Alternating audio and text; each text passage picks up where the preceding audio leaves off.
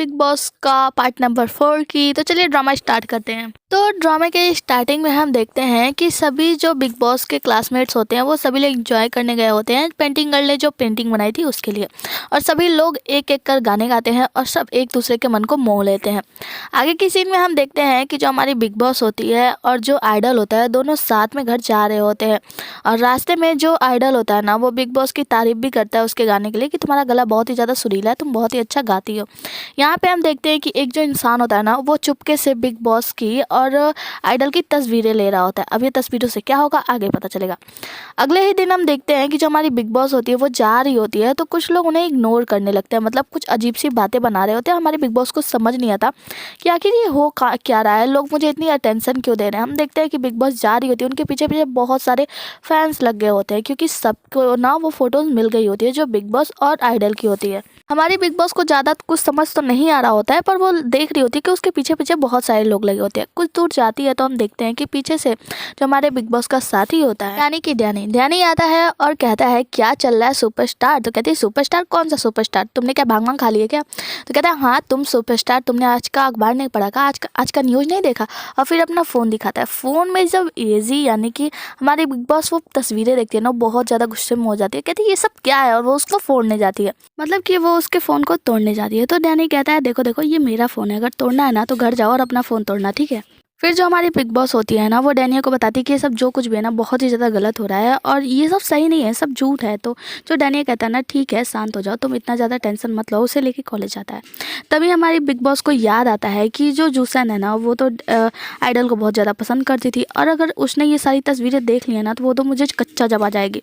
फिर वो जाती है और वहीं पर हम देखते हैं जूसन को जो कि एक झाड़ू लेकर हमारी बिग बॉस के पीछे पड़ गई होती है, और वो पूरे कॉलेज में ना बिग बॉस को एकदम आग की तरह बन के ढूंढ रही होती है कि जहाँ भी वो मिले ना उसे कच्चा चबा जाए, मतलब मार डाले, एकदम मार वार डालेगी। फिर हम देखते हैं कि आगे जैसे ही हमारी बिग बॉस बाहर निकलती है वहाँ पे जो यहाँ पे जो आइडल की मैनेजर होती है ना वो उसको अपने कार में लेती है, उससे बताती है स्कैंडल के बारे में, कहती है ना तुम अभी किसी मीडिया वालों से बात मत करना, कल हम जल्दी एक प्रेस कॉन्फ्रेंस करने वाले हैं जिसमें हम सारी बातें बताएंगे। यहाँ पे आइडल भी होता है जो कि हमारी बिग बॉस से माफ़ी मांगता है कि मुझे माफ़ कर दो, मेरी वजह से इतना सब कुछ रायता फैल गया, तो तुम चिंता मत करो, ये लोग सब कुछ समेट लेंगे। हमारे बिग बॉस एक अच्छे से थॉट में यानी सोच में चली जाती हैं और वो अपने सोच में वहीं महारानी बन जाती हैं, और उनके जितने भी नौकर चाकर यानी कि उनके मंत्रीगण होते हैं वो अपने मंत्रीगण से ये सारे प्रॉब्लम का सलूशन पूछ रही होती है, मतलब अपने सपने में अपने सोच में। देखते हैं आगे हमारे बिग बॉस को इसका क्या हल मिलता है। दूसरी तरफ हम सिडनी को देखते हैं जो कि डैनिया के प्यार में पूरी तरीके से पागल हो चुकी है। वो अपने सपने में सोच रही होती है कि कैसे मैं डैनिया से मिलूं, और मिलूंगी उससे टकराऊंगी, सारी किताबें छींट दूंगी, मतलब इधर उधर कर दूंगी, और डैनिया मेरी किताबें उठा के देगा और हम दोनों एक दूसरे के प्यार में खो जाएंगे।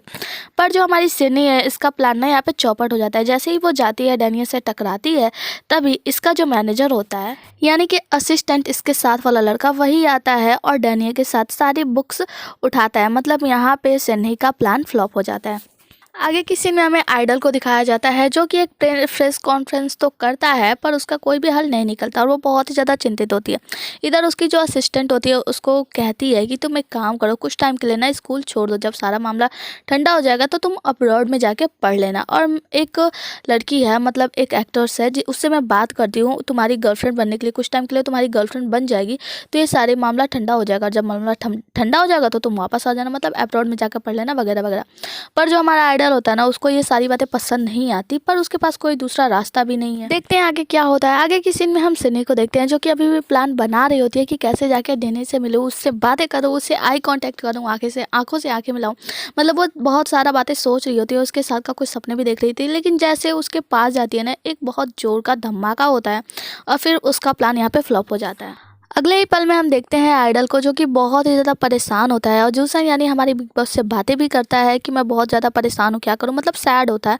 उसकी मैनेजर उसे समझाती है कि तुम चिंता मत करो, सब कुछ ठीक हो जाएगा। फिर हम देखते हैं कि हमारी बिग बॉस जो होती है फ़ोन में खबर देखती है कि जो हमारा आइडल है ना वो स्कूल छोड़ने वाला है। फिर वो चली जाती है अपने इमेजिनरी वर्ल्ड में और वहाँ पर जाकर अपने मंत्रियों से बहुत सारी ढेर सारी बातें करती है कि इस प्लान में उन्हें क्या करना चाहिए, मतलब कैसे करके वो आइडल को कॉलेज में रोके, क्योंकि बहुत ही ज़्यादा परेशानी खड़ी हो गई भैया अब आगे मैं क्या करूँ क्या ना करूँ, मुझे समझ में नहीं आ रहा है, मैं अपने बेस्ट फ्रेंड को कैसे बचाऊँ, क्या करूँ। फिर हम देखते हैं कि आगे की सीन में आइडल जो होता है वो एक प्रेस कॉन्फ्रेंस कर रहा होता है, मतलब मीडिया वीडिया आई होती है, वहाँ पे बैठ के बातें कर रहा होता है। अभी ये लोग कुछ बातें करते हैं, इससे पहले ही वहाँ पे ना हमारी बिग बॉस आ जाती है अपने दोस्तों के साथ। वो आइडल के पास आती है, उससे कहती है क्या तुम सच में ये करना चाहते हो, तुम सच में स्कूल छोड़ के जाना चाहते हो। तब जो असिस्टेंट होती है ना आइडल की, वो कहती है कि तुम चुप करो, हम लोग बात कर रहे हैं ना। तो कहते हैं शट अप, तुम मत बोलो, मैंने इससे बात किया है तो ये बोलेगा। और हम देखते हैं आइडल जो है ना वो बिल्कुल शांत होकर सुन रहा होता है। जो हमारी बिग बॉस होती है वो कहती है क्या तुम सच में ऐसा करना चाहते हो, तो क्या तुम सच में अपने दोस्तों को छोड़ के जाना चाहते हो, तुम स्कूल छोड़ के जाना चाहते हो, तुम्हारे में हिम्मत नहीं है क्या, तुम बहुत ज़्यादा हिम्मती हो मुझे पता है, तो तुम बता दो सबको कि तुम्हें पढ़ना है, तुम्हें लाइफ में कुछ करना है, तुम उनमें दिल की बात सुनो, तुम लोगों का मत सोचो, तुम बहुत ही ज़्यादा स्ट्रांग हो। और यहाँ पे हम देखते हैं जो हमारा आइडल होता है ना वो माइक में अनाउंस करता है कि मुझे पढ़ना है, मुझे लाइफ में आगे करना है, मुझे स्कूल में पढ़ना है और भी ज़्यादा, और मुझे स्कूल छोड़ के नहीं जाना है। और यहाँ पे जो सारे दोस्त होते हैं ना वो सभी लोग चिल्ला के कह रहे हैं हाँ हाँ हमें भी तुम्हारे साथ पढ़ना है। और यहाँ पे जो हमारी बिग बॉस होती है ना वो कहती है पर मेरा पढ़ने में मन नहीं लगता। तो जो जूसन होती है उसे समझाती है तो वो उसे याद आता है हाँ हाँ मैंने क्या बोल दिया। तो कहता है हाँ मुझे भी पढ़ना है, हम सबको तुम्हारे साथ पढ़ना है। और यहाँ पे मामला सब कुछ सही हो जाता है। यहाँ से सब लोग खुशी खुशी अपने घर जाते हैं। और फिर दूसरे दिन कॉलेज में जाने के बाद जो आइडल होता है ना वो येजी से यानी हमारी बिग बॉस को थैंक यू बोलता है कि सही टाइम पे आके तुमने सब कुछ सही कर दिया, सब मुझे बचा लिया। आज मामला सब कुछ सही हो जाता है, सब लोग कॉलेज में होते हैं और एक दूसरे से बातें कर रहे होते हैं। दूसरी तरफ जो हमारी शनी होती है प्यार में पागल लड़की, वो जाती है हमारे डैनी से आई कांटेक्ट करने के लिए। और इस बार एक बार वो फिर से ट्राई करती है कि जाके डैनी से आई कांटेक्ट करें, लेकिन उसका प्लान यहीं पे फेल हो जाता है और वहाँ पे चारों तरफ से अजीब सा धुआं निकल के आ जाता है, जिससे कि इसका प्लान फेल हो जाता है। और हाँ, ये धुआं भी जो होता है ना हमारी बिग बॉस की वजह से आया होता है, क्योंकि हमारी बिग बॉस वहीं पेड़ों के नीचे बैठकर कुछ पका रही होती है। सिनी को आता है बहुत ही ज़्यादा गुस्सा और बिग बॉस को जाके डांट लगाने लगती है कि पर जो हमारी बिग बॉस होती है ना वो इसकी बातों को इग्नोर कर देती है, कहती है क्यों, ये सब किसी रूल बुक में लिखा हुआ है क्या कि ऐसा हम नहीं कर सकते। आगे की सीन में हम देखते हैं डैनिया को बार बार रोकने की कोशिश करती है प्यार में पागल सिनी बार बार डैनिया से कुछ कहने की कोशिश करती है पर यह पॉसिबल हो नहीं पाता, हर बार इम्पॉसिबल हो जाता है, मतलब उसका प्लान हर बार का फेल हो जाता है। इस बार बहुत कोशिश करने के बाद जो सिनी होती है ना वो डैनी का पीछा बिल्कुल भी नहीं छोड़ती और बीच सड़क पर उससे अपने प्यार का इजहार करने जाती है। तभी बीच में एक गाड़ी आ जाती है, पर कुछ देर बाद जो हमारी सिनी होती है खाली होती है और वो डैनियो को अपने प्यार का इजहार कर देती है, यानी उससे बता देती है कि वो उसको पसंद करती है। लेकिन जो डैनियो होता है ना वो कुछ जवाब दिए बगैर ही वहाँ से चला जाता है। आगे की सीन में हम देखते हैं डैनियल को, जिसको बिल्कुल भी नींद नहीं आ रही होती है। वो बार बार सोने की कोशिश कर रहा होता है, पर क्योंकि ऐसा होता है पहली बार इसे किसी ने प्रपोज किया है जिसकी वजह से इसे नींद नहीं आ रही होती। ये फिर सोने की कोशिश करता है पर इसकी नींद खुल जाती है। आगे की सीन में हम बिग बॉस के बड़े भाई को देखते हैं जो कि कुछ लाइव स्ट्रीमिंग कर रहे होते हैं, मतलब कुछ वीडियोस वगैरह बना रहे होते हैं। और हमारी बिग बॉस को देखते हैं जो कि बहुत ही कूल तरीके से दिखाती है, क्योंकि वो आज बहुत ही ज़्यादा खुश है क्योंकि उसकी सारी प्रॉब्लम्स ऐसा लगता है कि दूर हो गई है। फिर हम देखते हैं डैनियो को जो कि कॉलेज में जा रहा होता है और हम देखते हैं शनी को जो कि वहीं पर उसका इंतजार कर रही होती है कि वो कब आए और मैं उससे मिलूँ। हम देखते हैं कि जो हमारा डैनियो होता है ना वो बहुत ज़्यादा परेशान होता है कि कैसे जाऊँ। तभी हम देखते हैं वहाँ पे एस्ट्रोलॉजर गर्ल आती है और उससे हेल्प मांगता है, कहता है जाके सनी का ध्यान भटका हो ताकि मैं क्लासरूम में जा सकूं। इसके बाद से जो एस्ट्रोलॉजर गर्ल होती है ना वो जाकर सनी का ध्यान भटकाती है, मतलब उससे बातें करने लगती है। उतने दिन में जो डैनियो होता है ना वो अपने कॉलेज में चला जाता है। हम देखते हैं कि जो डैनियो होता है ना उसका पढ़ाई में भी मन नहीं लग रहा होता, वो बहुत ही ज़्यादा टेंस होता है कि आखिर मैं क्या करूँ। और हम देखते हैं कि वो बिल्कुल पढ़ नहीं पाता और वो सोचता है कि आखिर किसी से मदद तो लेनी होगी वरना पता नहीं क्या क्या हो जाएगा। मतलब वो बार बार जो शनि होती है ना उससे बार बार बचने की कोशिश कर रहा होता है, मतलब उससे छुपने की कोशिश कर रहा होता है। देखते हैं कि आज की रात भी हमारा जो डैनियो होता है वो बिल्कुल भी नहीं सोता, क्योंकि उसे आज भी नींद नहीं आ रही होती है कि आखिर वो उसे क्या करना चाहिए। नेक्स्ट मॉर्निंग ना वो जाके हमारी बिग बॉस से मिलता है और उससे अपनी प्रॉब्लम शेयर करने की सोचता है कि उसे अपनी प्रॉब्लम बताओ, पर वो अपनी प्रॉब्लम शेयर भी नहीं कर पाता उससे। तो जो हमारी बिग बॉस होती है ना वो कहती है अब बता भी दो यार, बको तुम क्या कहने के लिए बुलाए हो। तो जो हमारा डैनियो होता है वो उसे कहता है तुम्हें कभी किसी ने कहा है कि वो तुमसे प्यार करता है, मतलब किसी ने कभी तुमसे प्यार को कन्फेस किया। तो वो कहती है नहीं ऐसा तो कभी कुछ नहीं हुआ है, पर तुम बताओ तुम कहना क्या चाहते हो। तो डैनी कहता है ठीक है तो फिर जा रहा हूँ, थैंक यू। जाने लगता है तो जो हमारी बिग बॉस होती है वो कहती है नहीं नहीं बताओ तो बात क्या है। तो वो कहता है कि मेरा एक फ्रेंड है जिसको एक लड़की ने ना प्यार से बोला है कि मतलब वो उससे प्यार करती है, कॉन्फ्रेंस किया। तो वो कहते हैं अच्छा बहुत ही कहानी बना ली तुमने, अच्छा अब बताओ, मुझे पता है वो फ्रेंड तो तुम ही हो ना, बताओ कौन है वो अंधी लड़की जो तुमसे प्यार में पड़ गई है, तुमसे प्यार करने लगी। तो वो बताता है कि वो जो लड़की है ना वो सिन्ही है। तो कहता है और वो पागल एक क्लास वाली लड़की। तो कहता है कि हाँ यार अब क्या करूँ ये बताओ। मतलब वो एक तरीके से परेशान भी रहता है कि मैंने आखिर इसे बता कर अच्छा किया या बुरा, थोड़ा सा सोच भी नहीं पाता, पछतावा भी हो रहा होता है कि आखिर मैंने इसे कहाँ से कहाँ बता दिया। आगे की सीन में हम देखते हैं डैनी के घर, यानी जो हमारी बिग बॉस होती है ना, बिग बॉस के घर पे देखते हैं जहाँ पे उसका जो बड़ा भाई है ना वो कुछ कुंफू का प्रैक्टिस कर रहा होता है। वहीं पे आती है हमारी बिग बॉस और उसका जो दोस्त है यानी कि डैनी। ये दोनों लोग आते हैं और भाई के साथ कुछ मिलके गपशप करते हैं, मतलब बातें करते हैं। तो उनके भाई यहाँ कुछ अजीब तरीके का बिहेव कर रहे होते हैं, मतलब कि पहले तो ऑनलाइन का चस्का वगैरह वगैरह, मतलब पता नहीं क्या क्या बातें कर रहे होते हैं। वैसे सच कहूँ तो ये वाला एपिसोड मेरे में ख़त्म हो गया, मतलब नेट भी ख़त्म हो गया और चल भी नहीं पाएगा, इसलिए इतना सीन मुझे नहीं पता है कि आखिर में यहाँ पे क्या बातें होती है, समझ भी नहीं आ रहा था। फिर आगे की सीन में हम देखते हैं कि जो हमारी बिग बॉस होती है ना वो कॉलेज में गई होती है और सेकेंड डे रूफ टॉप पे कॉलेज में हमारी बिग बॉस और सिन्ही और डैनी तीनों आते हैं साथ में मिलने के लिए। हमारी बिग बॉस जो होती है वो डैनी को बताती है कि तुम चिंता मत करो, मैं सब कुछ संभाल लूँगी। और वहाँ पे जाने के बाद सिन्ही से कहती है क्या तुम्हें पता नहीं है क्या कि मैं और डैनी बचपन से प्यार में है, तुम्हें पता नहीं है डैनी ने मुझे कैसे प्रपोज किया था, वो मेरे प्यार में बिल्कुल भी पागल हो गया था, एकदम पागलों की तरह मेरे आगे पीछे घूम रहा था और कह रहा था कि प्लीज़ मेरे प्यार को एक्सेप्ट कर लो। यहाँ पे जो डैनी होता है ना वो बस हमारी बिग बॉस का चेहरा ताक रहा होता है, देख रहा होता है कि आखिर में क्या बकवास कर रही है।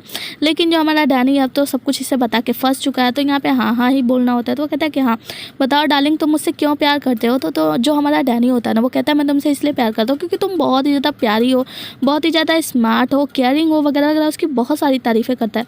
और ये सारी चीज़ें सुन के ना सिन्ही जो होती है वो बिल्कुल अंदर ही अंदर बहुत ही ज़्यादा जल रही होती है कि आखिर ये लोग क्या बातें कर रहे थे। वो ये बहुत ही ज़्यादा परेशान होने वाली होती है, मतलब इतना ज़्यादा परेशान हो जाती है ना कि अब ये बेहोश होने वाली ही होती है और फिर वहाँ से दौड़ते हुए भाग जाती है। इसके जाने के बाद हम देखते हैं कि जो हमारी बिग बॉस होती है ना वो तो हंस के लोटपोट, मतलब एकदम पागल सी हो जाती है, बहुत ही ज़्यादा हंसती है उसके ऊपर।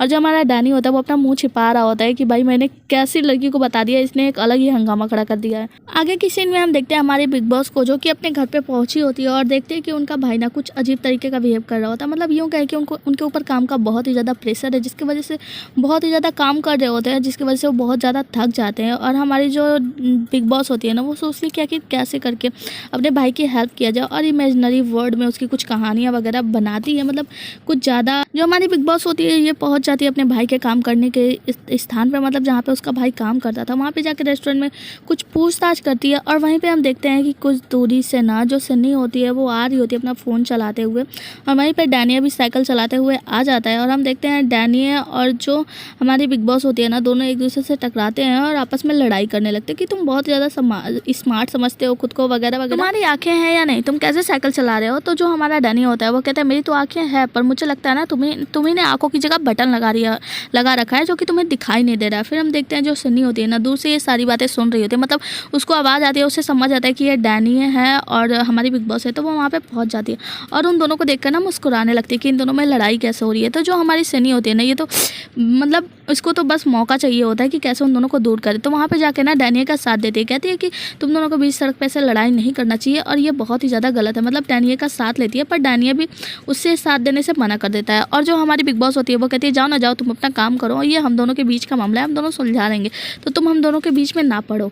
और फिर कहती है डैनिया डार्लिंग चलो चलते हैं कुछ खाने रेस्टोरेंट में, और उसको आग भी मारती है कि तुम्हें ऐसा करना होगा वरना तुम फंस जाओगे। तो जो डैनिया होता है वो कहता है हाँ चलो ठीक है चलते हैं। तो जो हमारी सिनी होती है ना वो कहती है कि देखो मैं स्कूल की मॉनिटर हूँ, मैं एक लड़के और लड़की को साथ में अकेला नहीं छोड़ सकती क्योंकि तुम हमारे कॉलेज के हो, ये हमारे स्कूल के रूल के खिलाफ है, इसलिए मैं तुम दोनों के साथ चलूँगी। और वो साथ में जाती है दोनों के रेस्टोरेंट में।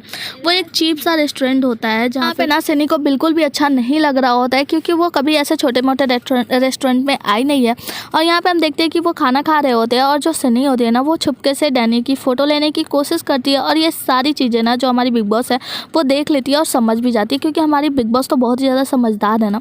यहाँ पे जो हमारी सनी है उसको जैसे ही मौका मिलता है ना अपने बाउल में से यानी अपने कटोरे में से मीट उठा कर डैनियल को देती है, कहती है लो तुम खा लो। तो जो डैनियल होता है वो कहता है कि मैं मीट नहीं खाता, माफ़ करना, और वो मीट उसका नहीं लेता है। तभी जो हमारी सनी होती है ना वो ऐसा करते हुए, सनी मतलब जो हमारी बिग बॉस होती है ना, वो ऐसा करते हुए देखती है तो वो अपने कटोरे में से मीट उठाकर डैनियल के कटोरे में डाल देती है और कहती है डैनियल डार्लिंग ये मीट खा लो वरना मैं तुमसे बात नहीं करूँगी, मैं तुमसे नाराज़ हो जाऊँगी। और डैनियल अब क्या, फिर उसे ये मीट खाना पड़ता है। ये सब देख के जो हमारी सनी होती है ना वो बहुत ही ज़्यादा जल सी जाती है। यहाँ पे सनी यानी डैनियल की जो प्रेमिका थी वो तो चली जाती है, मतलब जो इससे प्यार करती थी वो तो चली जाती है। और जो डैनियल होता है वो कहता है अब हम दोनों बहुत खेल चुके हैं, तो अब मुझे कहीं जाना है तो तुम मेरा पीछा छोड़ दो, और वहाँ से चला जाता है।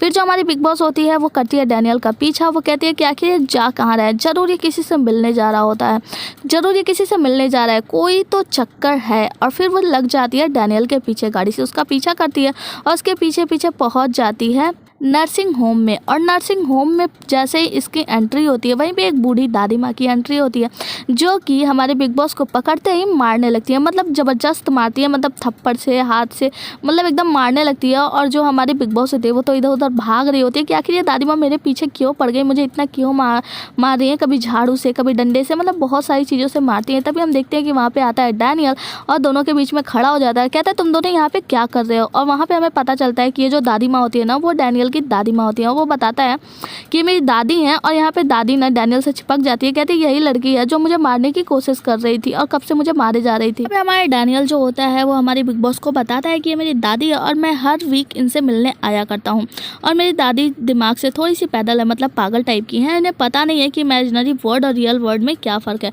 मतलब ये किस वर्ड में जी रही है इन्हें खुद ही पता नहीं है। आगे की सीन में हम देखते हैं कि जो हमारी बिग बॉस होती है उन्हें जैसे ही पता चलता है कि दादी को इतनी सारी परेशानियाँ हैं, मतलब वो उनकी तबीयत बहुत ज़्यादा ख़राब चल रही है, तो उसे बहुत ही ज़्यादा रोना आता है और वो दादी के पास ही रहने लगती है, मतलब उनके साथ ही घुल मिल के रहने की कोशिश करती है। पर जो दादी होती है ना इस पर बिल्कुल भरोसा नहीं करती और इसे बार बार थप्पड़ मारती हैं। फिर हम देखते हैं कि जो हमारी बिग बॉस होती है ना वो डैनियल के पीछे जाके छिप जाती है जब दादी उन्हें मारती है। और हम देखते हैं कि जो हमारी बिग बॉस होती है वो दादी के साथ रहने का सोचती है, मतलब उनके साथ रहने का ट्राई करती है, पूरी कोशिश करती है। और हम देखते हैं दादी के कपड़े लपेट रही होती है, मतलब उसको मोड़ रही होती है, उसे पता नहीं होता है कि कैसे सही करे, कैसे फोल्ड करें।